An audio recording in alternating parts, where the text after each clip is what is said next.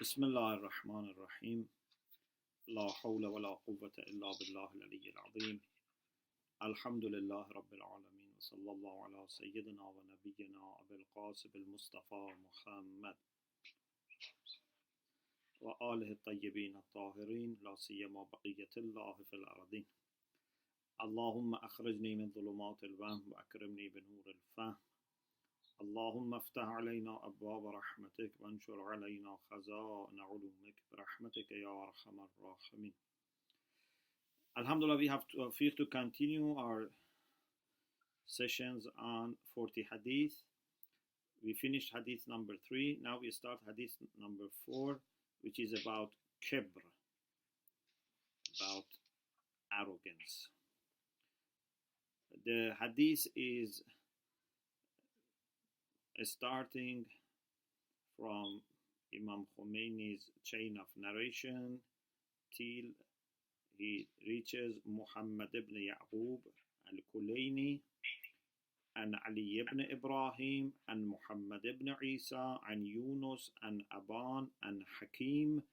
قال سألت أبا عبد الله عليه السلام عن أدنى الإلحاد. Hakim says, I asked Imam Sadiq alayhi salam about the lowest level of ilhad. Ilhad means like lack of faith, atheism. Mulhid is the one who doesn't believe in God.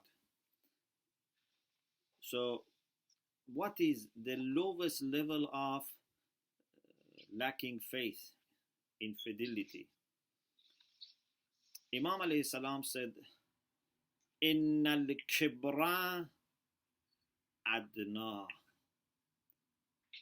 To have kibr is the lowest level of kufr. So it means that even if a believer has kibr, he has some level of ilhad. Of course, if someone is denying the truth altogether, denying God, and at the same time, for example, has other vicious qualities, can go higher and higher in the ladder of ilhad. But the lowest is in the extent that make you part of them is that you have kibr. So what is kibr? And kibr is different from takabbur, although they come from the same root, but inshallah we will explain the difference. And kibr is also different from ujb, although as we said in the hadith number 3, ujb leads to kibr, but they are not the same, they are different. So what is kibr? Kibr is a condition for someone which relates to his nafs, his soul. So it's a quality of the soul, like all the virtues and vices. It's a condition for the soul that you think you are better than other people. You think you are superior to other people. Maybe other people or someone else. Inshallah, we will talk about different types of kibr. Na'udhu billah, sometimes a person may think he is superior to Allah subhanahu wa ta'ala. He is superior to the Prophet. He is superior to religion of God. Or he can think he is superior to someone ordinary or to whole humanity. There are different types of kibr. But basically, in kibr, there is always a kind of comparison. In ujb, self-admiration, you are too much happy with yourself and pleased with yourself. It doesn't necessarily involve comparison. But in kibr, you think you are better than someone else. And then when you feel you are superior, you do things that express that condition which is in your heart or soul. Those actions that express that hidden quality are takabbur. So the outcomes of kibr, the effects or consequences of kibr is takabbur. For example, maybe I look at other people in the way that shows I feel I am better than them, superior to them. I look at them in that way. Or when I sit with takabbur. When I speak, when I listen, when I shake, for example, hand, there can be many signs which are consequences and indeed expressions of kibr. So, ujb is a quality that is about how someone thinks about himself or herself. Then, if someone has ujb, is pleased too much with himself or herself, it leads to thinking that then you are better than another person or other people or God. Because you would not think you are better unless you believe in some quality in yourself that you don't see it in other people. Yeah, no one would say, you are better than me, but I am superior to you.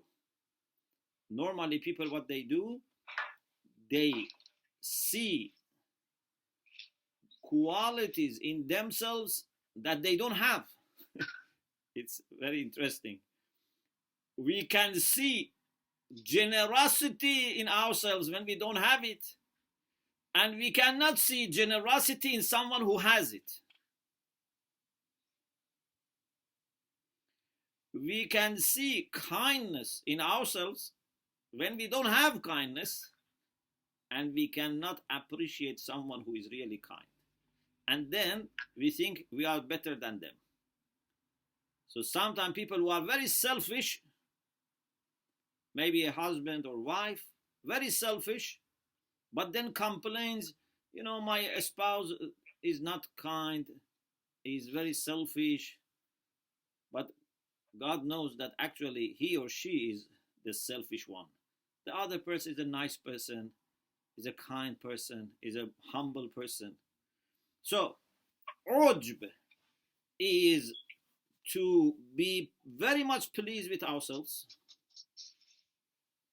Maybe you live alone, or anyway, you are not necessarily comparing yourself with anyone else. It's about how you feel about yourself, how you assess yourself. Then it can lead to kibr, a kind of arrogance, a kind of feeling you are superior to someone else or to other people or to God. And then when it is expressed by actions, including gesture, words, that is called takabbur. So takabbur is expression of kibr, and kibr is a result of ujb.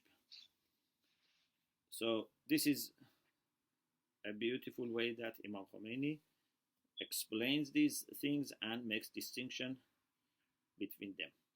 He says, of course, you have to know these psychic qualities are very delicate, and sometimes it's very difficult to make distinction between them. And he says sometimes it can be controversial among the scholars, so we don't need to spend too much time if it is not clear for us. And the main thing is to refer to our own moral conscience and understand what issues are there. Then we start a discussion about degrees or ranks or levels of kibr, like ujb. If you remember, in ujb, we mentioned there are different levels. Those levels apply here, but there can be also extra levels that we didn't discuss in ujb because that was not very important, but for KIBR is very important to mention. But first we start with those 6 ranks that we mentioned about ujb, which apply also here. As you remember, we said ujb can be with respect to aqa'id. It can be with respect to attributes, sifat, and it can be with respect to actions. And in each of these 3 can be because someone has good aqa'id, good qualities, or good actions, or because someone has the opposite. And unfortunately, is pleased with himself because of the opposite. For example, he doesn't have good aqa'id, he's kafir, for example, but he's happy with that. He says, oh, I am better than mu'mineen. Or someone doesn't have good qualities and then makes mockery of virtuous people and thinks, his bad qualities are sign of being more clever or better. Or actions. Sometimes people, for example, don't say prayer, don't go to Hajj, don't fast, don't observe hijab, don't give khums, don't do saliyah rahim, don't serve, and they think by not doing this they are better. And those who do these things, don't understand, they are naive, and so on and so forth. So these things can be for ujb, these 6 types or degrees. They can also be for KIBR. Means you compare it yourself with other people, or you just think about yourself. Then Imam Khomeini says, sometimes KIBR is because of ujb, which is internal, the way you feel about yourself, the way you evaluate yourself, and sometimes can be because of external things. For example, nasab. He says, I belong to this family, a noble family, a well-known family. My father, my mother, my grandfather, my grandmother, my grand-grandfather, was so and so. So I am better than you. So sometimes people, because of their nasab, their genealogy, they feel they are better than others. Sometimes because of hasab, because of their social position. For example, he says, I have this position in the community, or, I have this position in the society, I am a governor, or I am, president, I am minister, I am member of parliament, things like this. So I am better than you or other people. Sometimes because of money. Sometimes even because of siyada. Because someone is Sayyid, is a progeny of the Prophet, then he thinks he's better than other people. Or riyasat, because of leadership that he has or position that he has. So sometimes you feel you are better because you think you have some qualities that other people don't have, like knowledge, like taqwa, generosity, virtues. Sometimes you think you are better because of your genealogy or your position or your money and this type of things. So we have to talk about these things, inshallah, little by little. But the first thing that we have, the first chapter, is about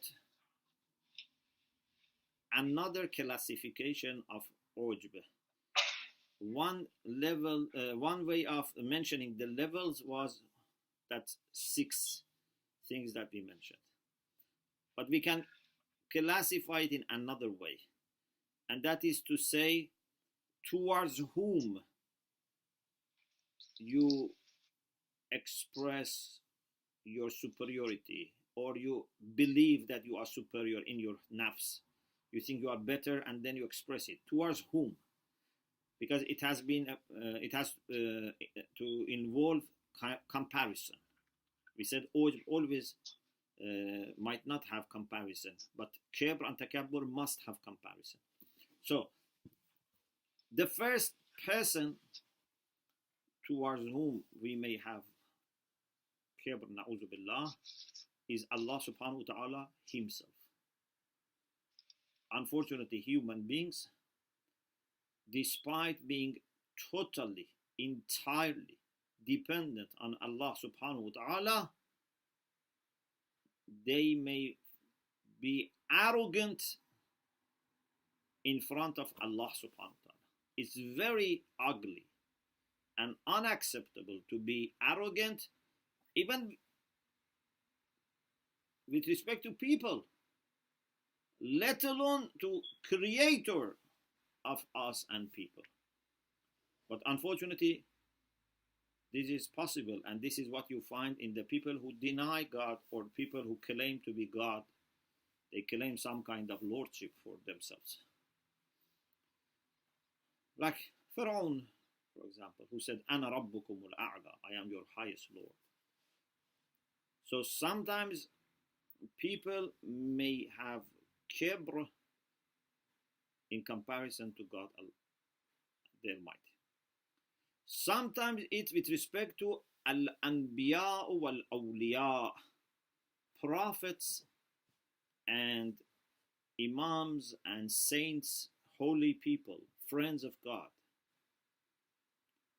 For example, the Quran talks to us about people who didn't believe, who didn't follow two people who were sent by God to them, and they said, "Anu'minu libasharayn mithlina." Should we believe in two human beings who are like us? In Surah Mu'minun, verse 47. Or some people said in the time of the Prophet, لولا نزل هذا القرآن على رجل من القريتين عظيم. Why this Quran has not been sent down to a man from these two cities, Ta'if and Mecca, who is great? Surah Zukhruf, verse 31. Of course, the Prophet ﷺ was the greatest person in that society, but they mean by great, by azim, someone who has worldly position, someone who has money and servants and horses and camels. So they ask why God didn't choose someone who has such position to send him his Quran. So this is the sign of kibr in those people with respect to messenger of God. And Imam Khomeini says this has been happening throughout the history. Even today, we see some people who are inside the Ummah, they may have this arrogance towards some friends of Allah subhanahu wa ta'ala, towards some successors to the Prophet, and so on and so forth. The third is to feel you are superior to commands of God. Allah has said you must perform Hajj, but you say, no, I don't want to go Hajj. I don't want to put a dress of ihram. I have to have, my formal and official dress. I don't want to be just putting, for example, 2 towels or 2 pieces of white dress on me. I don't want to say prayer and, prostrate, put my forehead on the soil, for example. Or sometimes Imam Khomeini says even some mu'mineen and some, people of knowledge, like some students, some seminarians, if in the mosque they are said, to say azan, they feel this is too little for them. Sometimes people feel embarrassed because they are shy That's another issue. Of course, you shouldn't be shy to recite azan, but sometimes people, they are not shy. They think this is too little for me. I am alim, or I am, a well-known person. Why I should say azan? Or something which is very important is about accepting the truth from other people. For example, suppose we are 2 or 3 people, we have discussion, mubahatha. Those who do mubahatha, they know. Sometimes you see your partner is right. But are you brave enough, and do you have the courage to accept the opinion of your friend when you disagree at first, but now you realize he is right or she is right? Sometimes we are not able to accept the truth from someone who is at our level, or someone who is lower than our level. But if it is said by someone who is higher, we may accept.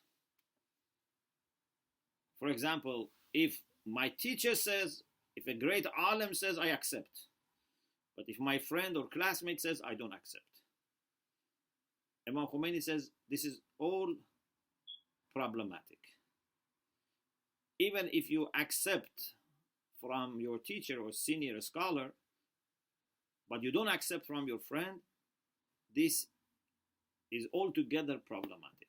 You cannot say, okay, I am 50% all right because I accept it when it comes from my teacher, but I have 50% problem because I don't accept from people who are at my level or lower. But Imam Khomeini says no. Maybe this means that you are altogether arrogant. You are not a seeker of the truth, but you don't find it right for yourself not to take it and accept it from your teacher. If you were really a seeker of truth, it shouldn't have mattered to you whether it comes from your teacher or your student, your classmate. So don't think you are necessarily a humble person and a seeker of truth because you take it from your teacher only. Another thing is, sometimes some scholars don't accept to teach lower or junior talaba or students. For example, I only teach Dars Kharaj, or I only teach Asfar when it comes to philosophy. I don't teach lower levels of fiqh or falsafa, or for example muqaddamat. I only teach the top ones. Of course, when there are enough teachers, it's better everyone teaches the best subject that they can teach and the highest level that they can teach. But what if we already have people who can teach the higher level, but we don't have enough qualified people to teach the lower levels? The late Ayatollah Quddusi rahmatullah alayh, when they started the Hawza of Muntaziriya, which is later known as Haqqani, so he was always teaching very basic books, even sometimes books which were not directly related to Hawza sciences, like Gulistan of Sa'di, which is on Persian literature. Although he was a mujtahid, and he had studied also philosophy with Allama Tabatabai, and he was a very respected scholar, but he was teaching very low level, basic level. So arrogance can sometimes happen in this. I don't teach in a school what I teach in university. You have to see where you can be more useful. Maybe you are more useful in university, maybe you are more useful in a school. It shouldn't matter. What is important is where you are more useful and when you are needed more. So the same is about also Salatul Jama'ah. Sometimes if people from a small community offer me to be their imam or resident alim, I don't accept. So their mosque is too little, their community is small. But if it is a big mosque and big community, I accept. Why? Is it really because you want to serve more? Or is it because you are after fame, after reputation? You feel bad that people say, oh, you only lead prayer for 20 people? You could lead prayer for 200 people. So we have to be very careful. And Imam Khomeini says that things here become so subtle that you may not realize that your actions are because of KIBR unless you really try to build yourself and you are very careful. You examine yourself carefully. Otherwise, it's very difficult. Another type of KIBR is not about God's commands for Hajj or Salat or for teaching or leading prayer. It can be with respect to people, especially ulama. There is an alim, I don't want to listen to him. Maybe I am an alim, maybe I am a lay person, but to be arrogant in front of alim is, Imam Khomeini says, its harm and mischief is worse than any other person, because you are resisting against knowledge and truth. Or sometimes it is against poor people. Sometimes it is about ordinary people. You want to be first everywhere and you want to sit in the best place. So we have to be very careful. And then Imam Khomeini says sometimes it's very difficult to make distinction between humility and flattering. Tawadhu wa tamalluq. You think you are humble, but indeed you are not humble. You are flattering someone who has position because you want to gain position or you want to be close to that person. If you are not really humble, if you were humble, you would be humble with everyone. So to make distinction between tawadhu and tamalluq, humility and flattering, is very difficult. Or takabbur wa ta'abbi. So sometimes a person is arrogant. Sometimes a person is a dignified person. These are very close, but they are different. Mutakabbir doesn't want to sit everywhere, doesn't want to speak or, eat with people because he feels he's superior. But sometimes there's a person who is humble but has honor and dignity. He wouldn't do everything. He wouldn't mix every type of people. But he wouldn't think he's superior, just he is very careful about his behavior. So it's two different things.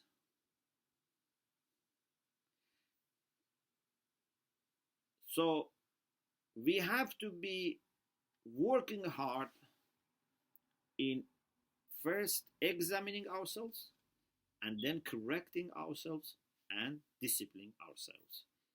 Inshallah, in the next session, we talk about the next chapter, which is what is the major cause for takabbur. وآخر دعوانا أن الحمد لله رب العالمين. اللهم صل على محمد وعلى محمد. Thank you very much. You are welcome.